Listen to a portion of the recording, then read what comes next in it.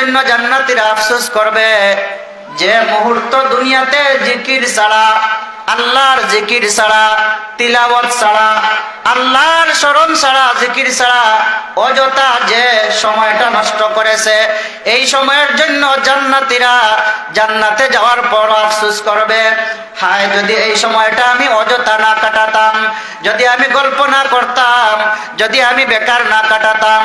এই সময়ের জন্য জান্নাতীরা আফসোস করবে। তার কারণ হলো যে যত বেশি সময়কে মূল্যায়ন করবে, জান্নাতে তার স্তর তত বেশি বাড়বে। যত বেশি নেক আমল হবে, জান্নাতে তার তত বেশি স্তর হবে। এই জন্য জান্নাতে যাওয়ার পর বিশ্বনবী রাহমাতুল লিল আলামিন বলেন, এই মুহূর্তের জন্য যে মুহূর্তটা মানুষ জিকির ছাড়া, আল্লাহর স্মরণ ছাড়া ব্যয় করেছে, এই মুহূর্তের জন্য জান্নাতে যাওয়ার পরও মানুষ আফসোস করবে। এই জন্য কোন মুহূর্ত যেন আমরা বেকার না কাটাই। জান্নাতে যাওয়ার পরও আফসোস আছে, আর যারা যাবে না তারা তো আফসোস করবেই। তখন আফসোস করে কি কোনো লাভ হবে?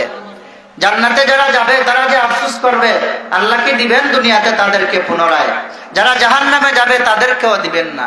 তখন আফসোস ছাড়া আর কোনো উপায় নাই। যাদের আমলনামা ডাইন হাতে তারা ভাগ্যবান, যাদের আমলনামা বাম হাতে দেওয়া হবে তাদের দুর্দশা হবে। এই জন্য হাজিরিন ইকরাম, আল্লাহ রাব্বুল আলামিন মুমিন বান্দাবান্দির কাছ থেকে জান এবং মাল জান্নাতের বিনিময়ে খরিদ করে নিয়েছেন। সুতরাং জান এবং মাল আমাদের কাছে কিভাবে? আমরা তো দেখি জানও আমার কাছে, মালও আমার কাছে। এটা আমানত হিসাবে আল্লাহ দিয়েছেন। কি হিসাবে? আমানত হিসাবে। এই আমানতকে রক্ষা করা ফরজ, জরুরি। আমানতকে যারা রক্ষা করবেন তারা পুরস্কার প্রাপ্ত হবেন। যারা আমানতকে খিয়ানত করবেন তারা জবাব দিতে হবে আল্লাহর সামনে। এই জন্য মুহতারাম হাজিরিন ইকরাম, যুগে যুগে ধারাবাহিক ভাবে গুরু আল্লাহর বান্দা বান্দিরা আল্লাহর রাস্তায় জান দিয়েছে, আল্লাহর রাস্তায় মালও দিয়েছে, আল্লাহর রাস্তায় সম্পদ দিয়েছে, আল্লাহর রাস্তায় জানও দিয়েছেন। এরকম বান্দা বান্দি আছে না নাই?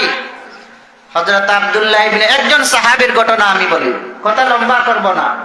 হযরত আব্দুল্লাহ ইবনে হুযাফা আস-সাহমি রাদিয়াল্লাহু তাআলা আনহু, হযরত খলিফাতুল মুসলিমিন ওমর ইবনুল খাত্তাব রাদিয়াল্লাহু তাআলা আনহুর শাসনামলে আব্দুল্লাহ ইবনে হুযাফাকে রোম দেশে পাঠাইছেন দিনের দাওয়াত দেওয়ার জন্য। সাথে ছিলেন কয়েকজন সাহাবায়ে কেরাম। রোমের বাদশাহ হিরকল আব্দুল্লাহ ইবনে হুযাফাকে বন্দী করলো, আরো কয়েকজন সাহাবীকে বন্দী করলো। বন্দী করার পর আব্দুল্লাহ ইবনে হুযাফাকে রোমের বাদশাহ বলে, হে আব্দুল্লাহ ইবনে হুযাফা, তোমাকে আমি একটা অফার দিতেছি। অফার, এই অফার হলো তুমি যদি তোমার ধর্ম ত্যাগ করো আর আমাদের ধর্মের মধ্যে যদি চলে আসো, তাহলে আমার মেয়ে তোমার কাছে বিবাহ দিব। আর আরেকটা অফার শুনো, অর্ধেক রাজত্ব আমি তোমাকে দান করব। দুইটা অফার, একটা হলো আমার মেয়ে তোমার কাছে বিবাহ দিব, আর আরেকটা হলো কি, অর্ধেক রাজত্ব তোমাকে দান করব। আব্দুল্লাহ ইবনে হুযাফা বলেন, হে রোমের বাদশাহ, হে রোমের প্রভাবশালী বাদশাহ, তুমি জেনে রাখো, অর্ধেক রাজত্ব কেন, সারা পৃথিবীর রাজত্ব যদি আমাকে দেওয়া হয়, তবু আব্দুল্লাহ ইবনে হুযাফা ঈমান ত্যাগ করবে না। সুবহানাল্লাহ, জুড়ে বলেন। আব্দুল্লাহ ইবনে হুযাফার অটল অবিচল দেখে বাদশাহ বলল, তাহলে আব্দুল্লাহ ইবনে হুযাফাকে কাতল করা হোক। এখন আব্দুল্লাহ ইবনে হুযাফা হাসতেছেন। বাদশার রাগ উঠলো। সে বলল, হে আব্দুল্লাহ ইবনে হুযাফা, তুমি হাসো কেন? তার কারণ কি?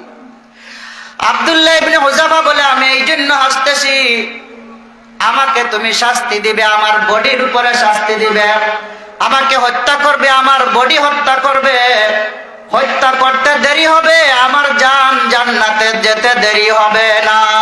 সুবহানাল্লাহ, আমার রূহ সোজা কোথায় যাবে? জান্নাতে চলে যাবে। সুতরাং আমি হাসবো না, কি করব? অন্যায় ভাবে যদি কাউকে ফাঁসি দেওয়া হয় দ্বীনের কারণে, ইমানের কারণে, তাহলে ফাঁসি দেওয়ার সাথে সাথে এই ব্যক্তির রূহ, আত্মা কোথায় চলে যাবে? জান্নাতে। সুবহানাল্লাহ। বাদশা দেখলো এইভাবে কাজ হবে না। সে বলল, হে আব্দুল্লাহ ইবনে হুযাফা। আব্দুল্লাহ ইবনে হুযাফার সামনে অনেক সাহাবী হল আছেন। একজন সাহাবীকে সে কি করলো? তেলের মধ্যে নিক্ষেপ করে সে হত্যা করলো। তার সাঙ্গপাঙ্গদেরকে বলল, আগুন প্রজ্বলিত করো, আগুনের উপর ডেক বসাইয়া তেল ডালো, আর এই তেলটা উত্তপ্ত গরম করিয়া একজন সাহাবীকে এখানে ঢেলে দাও। এক সাহাবীকে ডেকের মধ্যে ঢেলে দেওয়ার সাথে সাথে শরীর থেকে সমস্ত মাংস ঝরে পড়ে গেছে, সমস্ত মাংস ঝরে পড়ে গেছে। অতঃপর বাদশা আব্দুল্লাহ ইবনে হুযাফাকে বলে, দেখো এই তোমার সঙ্গীর যে দশা হয়েছে, এইভাবে তোমাকেও নিক্ষেপ করব, তোমাকেও হত্যা করব, সুতরাং তুমি তোমার দিন থেকে ফিরে আসো, আমাদের ধর্ম গ্রহণ করো। আব্দুল্লাহ ইবনে হুযাফা বলেন, আমি মরতে পারি, আমার জান দিতে পারি, কিন্তু আমি ঈমান ত্যাগ করব না। সুবহানাল্লাহ বলেন। এখন বাদশা বলল, তাহলে কাজ হবে না। বাদশা বলল, এরকম কাজ হবে না। আব্দুল্লাহ ইবনে হুযাফাকে বলল, তাহলে শুনো। তার সাঙ্গপাঙ্গ এদেরকে বলল যে আব্দুল্লাহ ইবনে হুযাফাকে একটি ঘরের মধ্যে বন্দী করা হোক, আর ঘরের মধ্যে বন্দী করে শূকরের মাংস এবং মদ ইত্যাদি যেগুলা খাওয়া হারাম এইগুলা দেওয়া হোক, আর 3 দিন পর্যন্ত রাখা হোক। এইভাবে রাখা হয়েছে। 3 দিন পর দরজা খুলে দেখা হলো আব্দুল্লাহ ইবনে হুযাফা উপবাস, কিন্তু উনি মদ পান করেননি, শূকরের মাংস খাননি। আব্দুল্লাহ ইবনে হুযাফাকে জিজ্ঞাসা করা হলো, তোমাকে কোন জিনিস বাধা দিল? তোমার কি ক্ষুধা লাগে নাই? তিনি বলেন, আমার ক্ষুধা থাকা সত্ত্বেও আমি পরিত্যাগ করলাম এই সমস্ত হারাম বস্তু, কারণ আমার আল্লাহ রব্বুল আলামিন অসন্তুষ্ট হবেন আর শয়তান খুশি হবে, এটা আমি মানতে পারবো না। এখন দেখা গেল তাহলে অন্যভাবে দেখা যাক আব্দুল্লাহ ইবনে হুযাফাকে ঈমান থেকে কিভাবে ফিরানো যায়, পদ্ধতি অবলম্বন করা হলো। বাদশা বলল, তাহলে একটা ঘরের ভিতরে ঢুকাইয়া আর একজন সুন্দরী নারী দেওয়া হোক, আর তালাবদ্ধ করে দেওয়া হোক। 3 দিন পরে তালা খোলা হলো। খুলিয়া দেখা যায় এই মহিলাকে জিজ্ঞাসা করা হলো, তোমার সাথে কি কোনো অপকর্ম করেছে? মহিলা বলে, না। আমাকে কোনো মানুষের কাছে প্রেরণ করেছো নাকি পাথরের কাছে, গাছের কাছে প্রেরণ করেছো? এই 3 দিন যাবত উনার জবান থেকে শুধুমাত্র কলিমার আওয়াজ ছাড়া আর কোনো আওয়াজ আমি শুনতে পাইনি। সুবহানাল্লাহ। আব্দুল্লাহ ইবনে হুযাফার ঈমান। অতঃপর বাদশা ব্যর্থ হয়ে বলল, দেখো তোমাকে আমি ছেড়ে দিব, তুমি যদি আমার কপালে চুম্বন দাও তাহলে আমি তোমাকে ছেড়ে দিব। আব্দুল্লাহ ইবনে হুযাফা বলেন, আমাকে ছেড়ে দিবা, আমি তোমার কপালে চুম্বন দিব, আমার একটা শর্ত আছে, আমি সহ আমার যত সঙ্গী সাথী আছে সবাইকে যদি ছেড়ে দাও তাহলে আমি তোমার কপালে চুম্বন দিতে আমি রাজি আছি।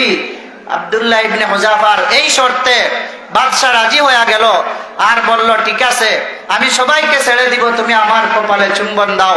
আব্দুল্লাহ ইবনে হুযাফা চুম্বন দিলেন, আর উনার সমস্ত সঙ্গী সাথী সহ উনি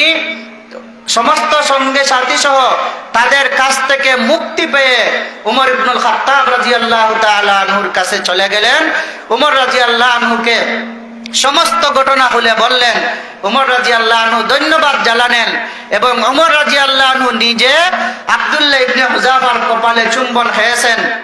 আর উপস্থিত সমস্ত সাহাবায়ে কেরামদেরকে বললেন, তোমরাও আব্দুল্লাহ ইবনে হুযাফার কপালে চুম্বন খাও। সুবহানাল্লাহ।